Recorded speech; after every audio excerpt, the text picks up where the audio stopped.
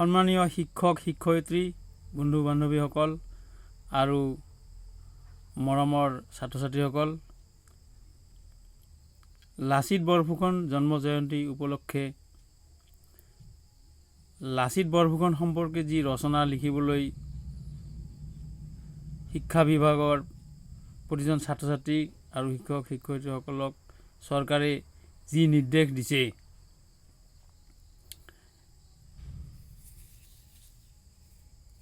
সেই উপলক্ষে আজি মই আপোনালোকৰ আগত এটি বিশেষ নিবেদন আগবঢ়াইছোঁ।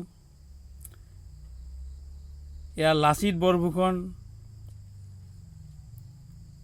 সম্পৰ্কে যি ৰচনা, এয়া আপোনালোকৰ সন্মুখত মই দাঙি ধৰিছোঁ।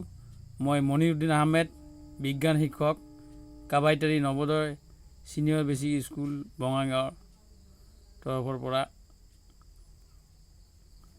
এয়া আপোনালোকে চাব পাৰিছে।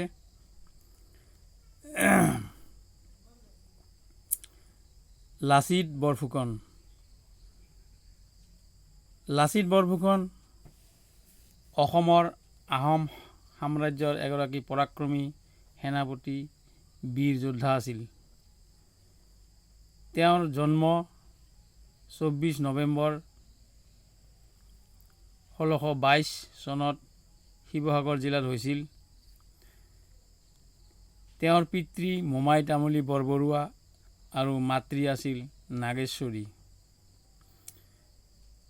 তেওঁৰ জন্ম ৰাজকীয় পৰিয়ালত আৰু ৰাজকীয় পৰিৱেশত হোৱা বাবেই কৰ্তব্যপৰায়ণ, কৰ্মনিষ্ঠা, সততা, জাতীয়তাবাদী, দেশপ্ৰেমিক আদি গুণৰ অধিকাৰী আছিল। ল'ৰালি কালৰ পৰাই তেওঁ আছিল সৎ সাহসী আৰু স্পষ্টবাদী।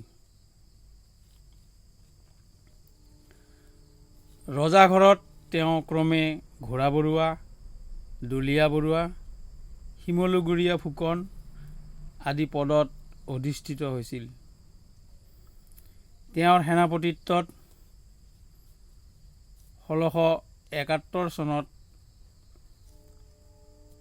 আহোম সেনাই বীৰ বিক্ৰমেৰে যুঁজি মোগল সেনাক পৰাস্ত কৰি শৰাইঘাটৰ যুদ্ধত বিজয় সাব্যস্ত কৰে। এই যুদ্ধৰ এবছৰমান পিছতে বঙালবৈৰী বীৰজনৰ মৃত্যু হয়। তেওঁৰ স্মৃতি জীয়াই ৰাখিবলৈ আৰু নৱপ্ৰজন্মক অসমীয়া জাতীয়বাদৰ প্ৰতি উদ্বুদ্ধ কৰিবলৈ 14 নৱেম্বৰ দিনটো প্ৰতি বছৰে লাচিত দিৱস হিচাপে পালন কৰা হয়।